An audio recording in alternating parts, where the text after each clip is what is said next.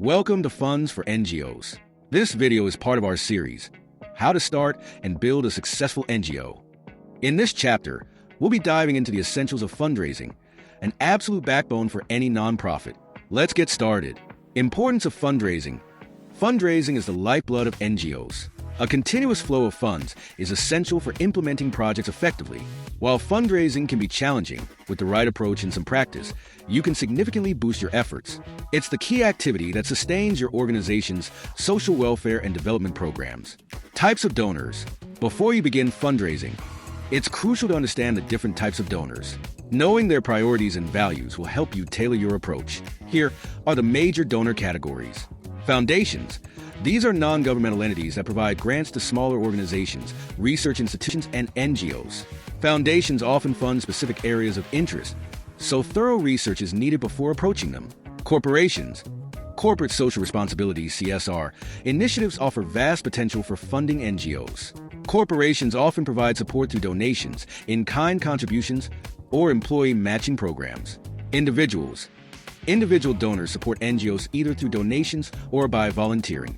While their financial contributions may not be large, individual donors tend to give consistently and help spread awareness of your cause. International donors. These include bilateral and multilateral donor agencies, UN bodies, and international foundations.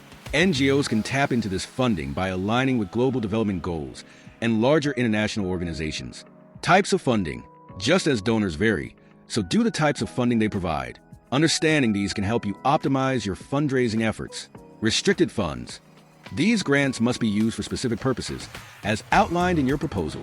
Restricted funds typically come from foundations or donor agencies and require detailed project proposals and budgets.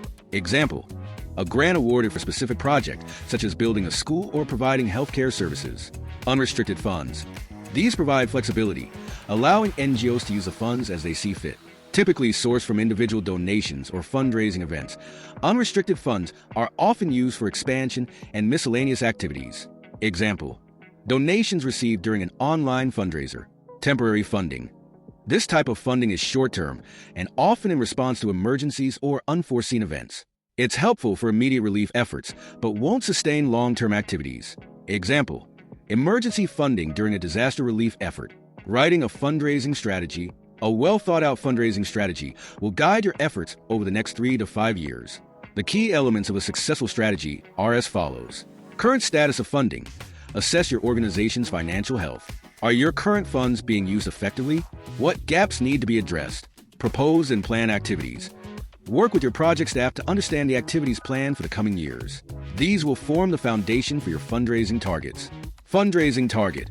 Set a clear fundraising target for each year based on your organization's needs. Work closely with your project managers to develop accurate budgets. Key areas for funding. Identify the areas requiring immediate funding. For example, this year, you might focus on education, while next year, healthcare might be your priority. Match your fundraising efforts to these needs. Staff responsibilities. Identify team members with strong communication and relationship building skills to lead your fundraising efforts. Delegating responsibilities effectively will boost your chances of success. Donor outreach. Decide how many donors to contact and how best to approach them. Conduct thorough research on potential donors and their giving priorities. Fundraising activities. Outline the specific activities you'll undertake, such as crowdfunding events or applying for grants. Choose activities that align with your NGO's strengths and goals.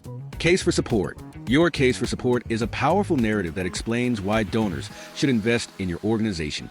It should be attractive and donor-centric. Clearly illustrate your funding requirements. Showcase your accomplishments. Convince donors to engage with your organization. Prospective donors. Once you've outlined your financial needs and written your case for support, start searching for potential donors. Review their donation history, priorities, and guidelines. Each donor will require special attention based on their requirements. Approaching donors. Create a plan for how you will approach each prospective donor. Whether through online platforms, events, phone calls, or grant applications, clearly map out your strategy. Don't hesitate to ask your board members to assist in introducing your NGO to donors. Additional fundraising options. Along with traditional methods, consider the following options. Crowdfunding, an internet-based method of raising small amounts from many individuals. Membership fees. Establish a membership program where individuals pay a fee to support your cause. Fundraising events. Host events like marathons, auctions, or charity galas. Donation boxes. Place donation boxes in strategic locations like malls and community centers. Staff roles and responsibilities. Assign roles based on individual strengths. For example, your best communicators should be responsible for donor outreach, while researchers can help identify new funding prospects. Calendar of activities. Develop a timeline of your fundraising efforts. This should include deadlines for contacting donors, organizing events, and launching online campaigns. For more videos in our series on how to start and build a successful NGO, don't forget to like, share, and subscribe to our channel. Stay tuned for more. Thank you for watching, and see you in the next video.